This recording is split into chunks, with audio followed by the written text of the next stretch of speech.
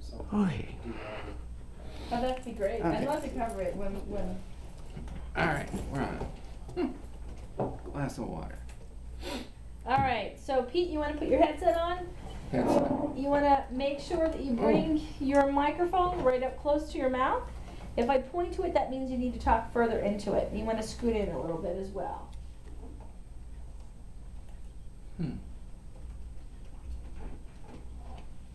Okay, you're good.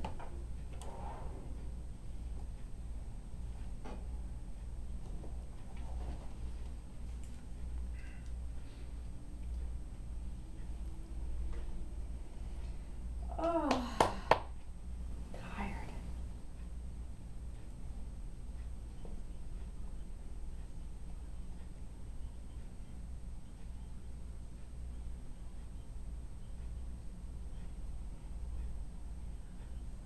Hello everyone, welcome to the Nilon Report. My name's Susan Nilon in the studio, WSRQ Radio, where I'm here every day at 5 o'clock talking about all the things of local interest in Sarasota, Bradenton, and Venice. And with me today we got a good show. We have Pete Theisen, he's in the studio with us today. He's a candidate running for an at-large seat of the Sarasota City Commission. He's run twice before, but he's never held a post in our local government, and he's hoping this time it's going to change. Also, Michael Barfield is joining us again as well. He's become my candidate co-host. I appreciate you coming in today, Michael. Thank you. You do a great job leading without me. Oh, you're so sweet. And I just found out from Pete that he's an avid listener to our program, so I appreciate that as well, Pete. Yeah, well, I wouldn't miss it, you know, especially when I get to spy on my competition. Yeah, that's true. Yeah, well, those of you who are watching the video, you can't see how pretty Susan is or how handsome Michael is, but they're really there. They're really there. So anyway. Well, welcome to our show. I appreciate it. And I have interviewed you before. I interviewed you in the last election as well. I think you did even the first one, didn't you? Maybe not. I don't think so. Maybe not. I hope okay. I got caught up with you the last election that you ran, which was 2 years ago. Yeah, I'm pretty slippery. Yeah, well, you know, politician. Yeah, right. Yeah. So go ahead, Michael. You look like you have a question. Just wondering what keeps you coming back, Pete. Well, you know, Michael, I'm here to pull their chain.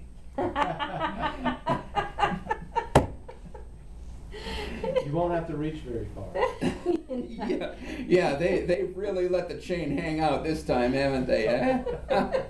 You know, giving away a public park. Whoa, boy! And for half of what someone else had offered. I mean, that was, well. You're referring to the Bednerson yes, I am. Acquisition over at 12th and Beneva, or the possible acquisition, because I found out a little more from Michael yesterday that it's not only is it not a done deal, but it's not as cut and dry as I was led to believe. Yeah, it's not a done deal yet. There's just a purchase agreement in place that has a wide range of variables that may or may not occur. That and the purchase price, ultimate purchase price, depends on all those variables that may or may not occur. Yeah, and I do want to note that what Pete was referring to is he's videotaping this interview. So when I refer to the video, you're not doing it live, correct, Pete? This is going to go up on your website. Oh, this is going over national TV through that $40 camera. It's a good thing I'm not on. Isn't it? Yeah. Well, I can just turn this little thing right. Yeah, exactly. No, we're good, thanks. So, all right, Pete. So you've run. This is your third election, and as Michael asked, you know, what keeps you coming back? I'm sure you have a more honest, a legitimate answer why, because it's not an easy undertaking to run a campaign. And you know, my experience with you the last time is, it got pretty dicey in the end, and you have to have a good backbone to say, I'm ready to do this again, right? Or you just really want to just pull people's chains. You know, I might win. You never know. All that has to happen is for a whole bunch of people to say, hey, I'm going to vote for him. Okay. And they might do that because the dissatisfaction with the current commissioners, I think, is, well, it was enough that one of them decided not to run again. Sure. Yeah. And there's 2 seats available right now. There are 2 but it's an seats. at-large, where the last time you ran, it was just, for your district. I'm larger than most of them. Oh, as he rubs his belly. All right, Pete, what about the issues? What in particular, and we have about a minute or 2 before we go to break, so tell me the first reason, issue-wise, that you feel you would be a better candidate than the 5 others who are running. Well, I started out, as you know, well, maybe you don't know, back in 2009, I started out that they'd done something really stupid. They'd repealed a law that the police were using to bust drug users. But as I've run the last couple of times, I said, well, wait a minute. The main issue in the city is corruption, and it needs to be pointed out, and that's one of the roles I'm going to take here. And I also have my pet solutions to a number of city problems that I will offer on my website and in some of my speeches. My website, I think, has more content than any of the others. Of course, it's had 2 elections to accumulate. Mm-hmm. So, yeah, so I don't know if that answered your question, did it? Well, it sort of answers my Sort of question. it, well, We'll get okay. into more detail. Why don't we take a quick break? Go ahead and give out your website, though, so people can check it out right now.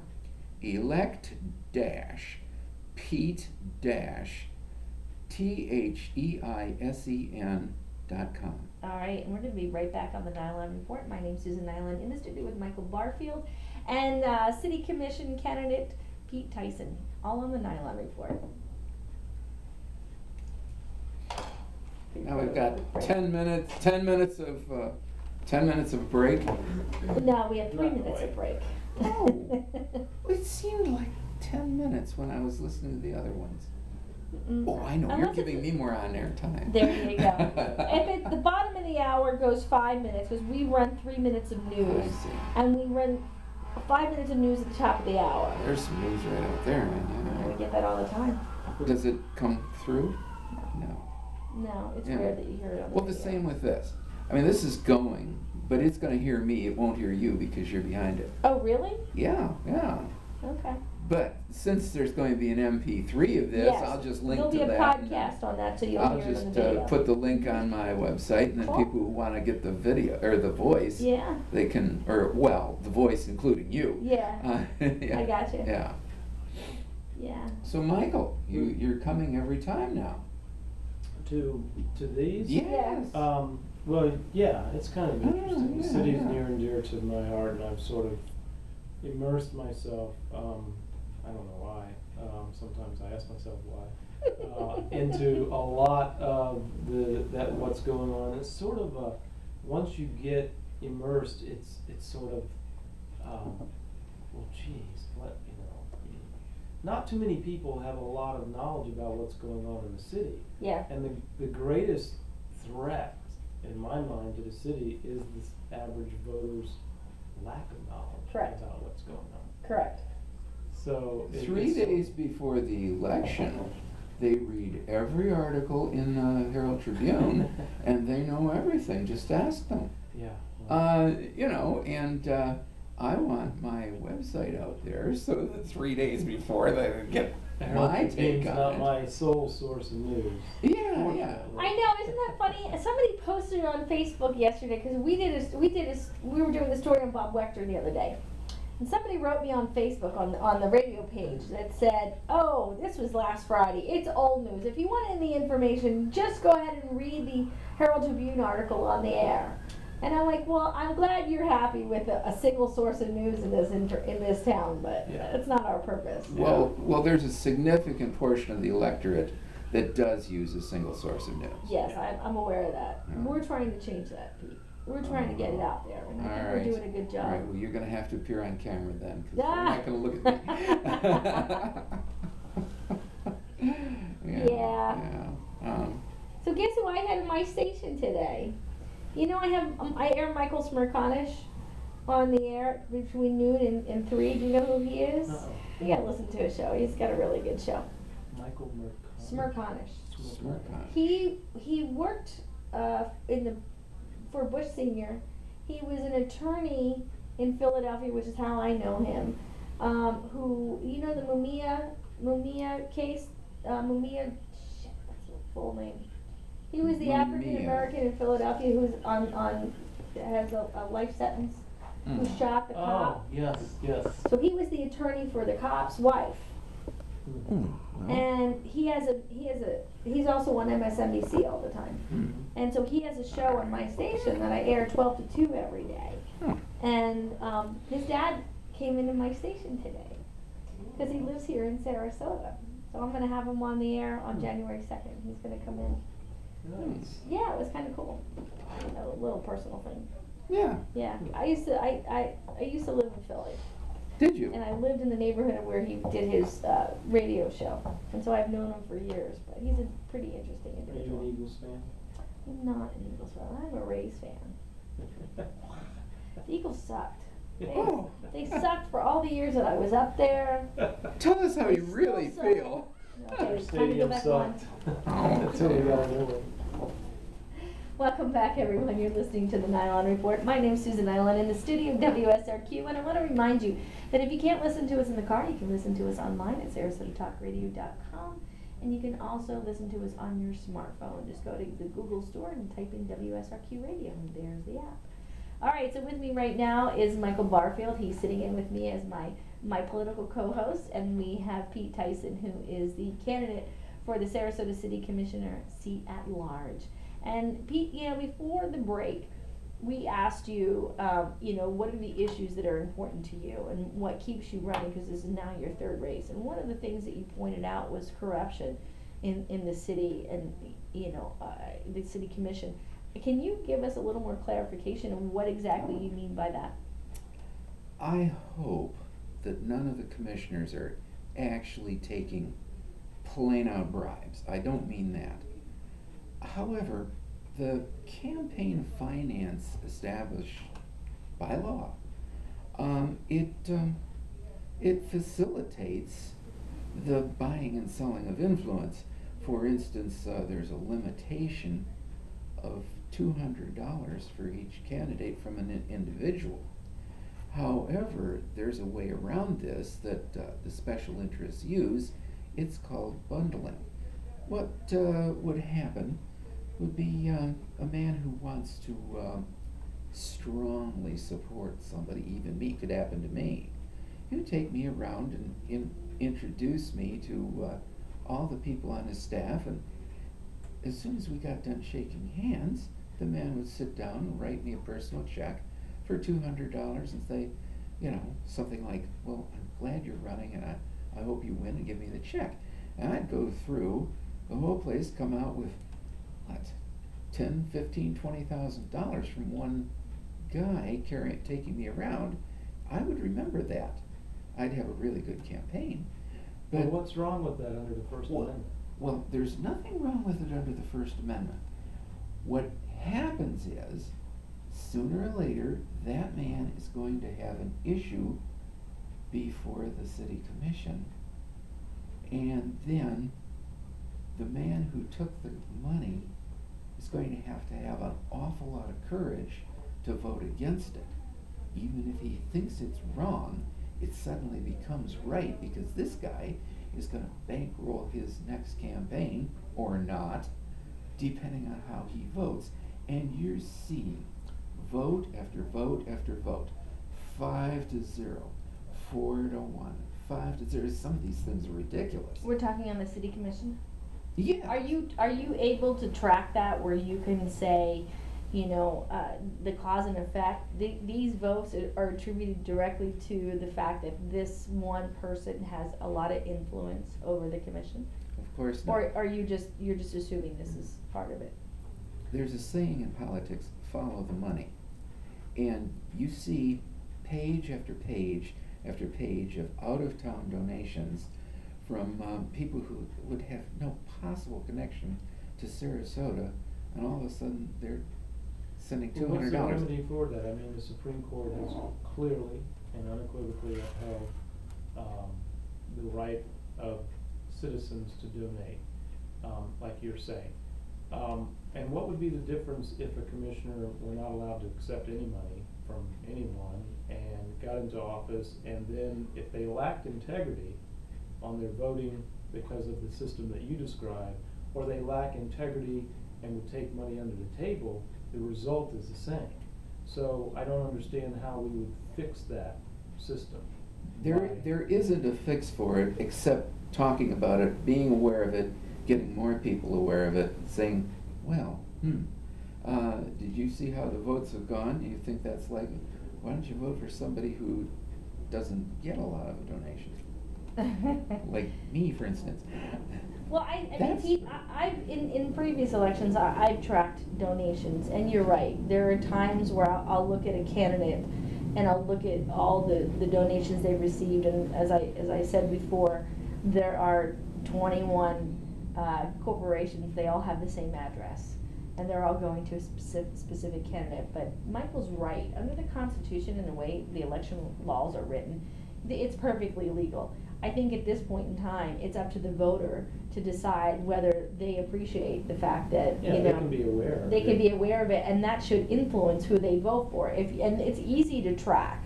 You can go to the supervisor elections on their website, and they track who donates to what. There's also national websites as well. In fact, that's how Bob Wechter got into trouble, is because they were able to track a donation that he made in someone else's name.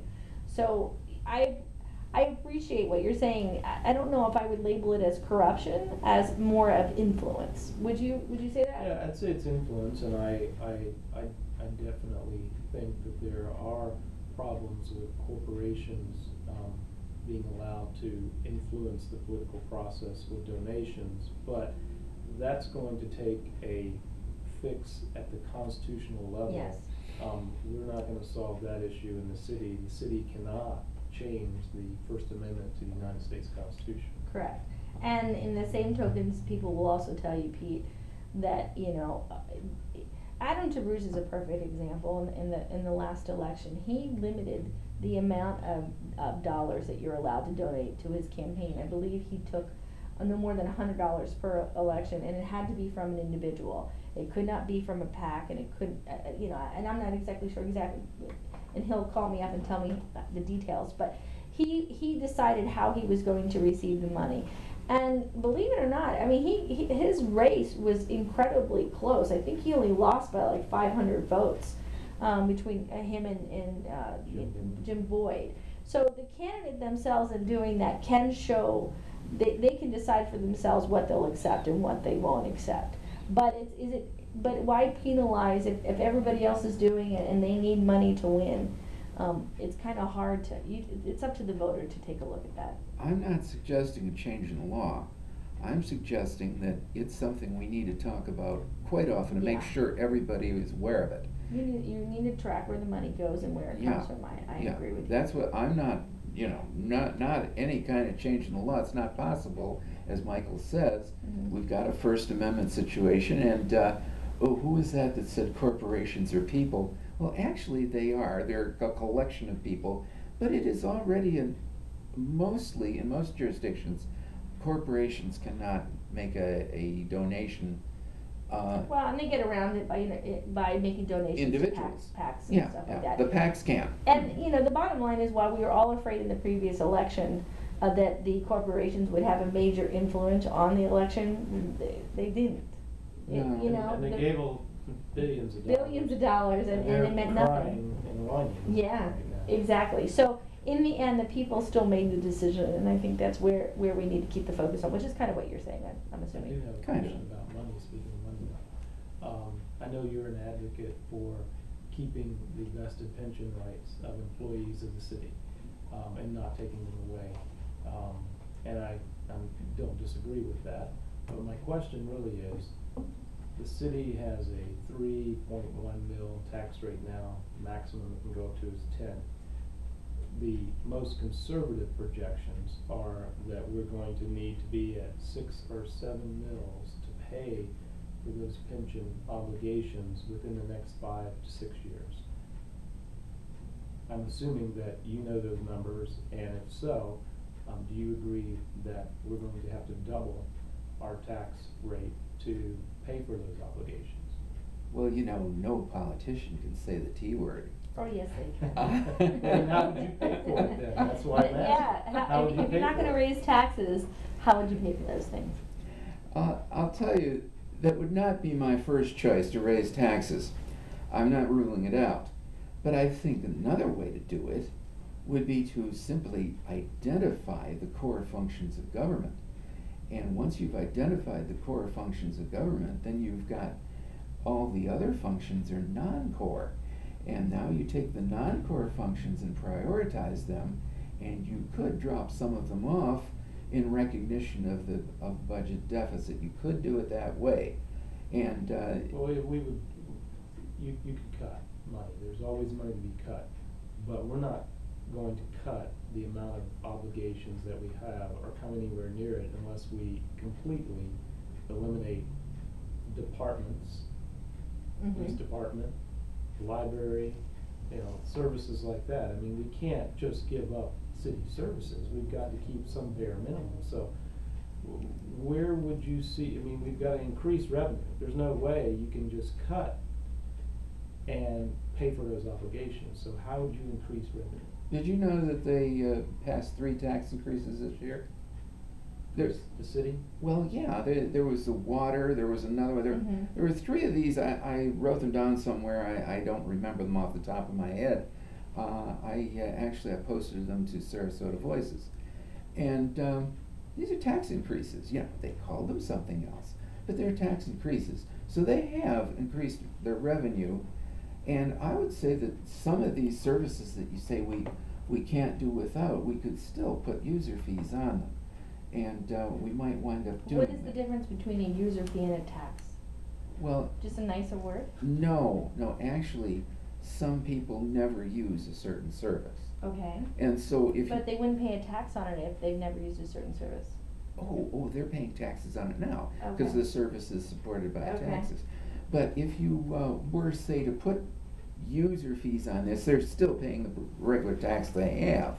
But if you put a user fee on, then there's more revenue into the system, and it's only coming from the people who are actually using that service. And that's something we haven't explored here particularly. Some of the things I think of as some of these recreational things, some people never do certain types of recreation, yet they're supported by the whole community. This is what I mean. Now, I'm not ruling out the other thing that you said, but I don't want to say it because it's considered obscene. Yeah, but I mean, what Michael mentioned though were services that we all use. There are services we all use. Well, I don't know that it's obscene. I know it's not a pleasant word, but part of a politician's job in my mind is educating the voter about reality. And sometimes reality can be unpleasant. So why is it that politicians are reluctant to tell voters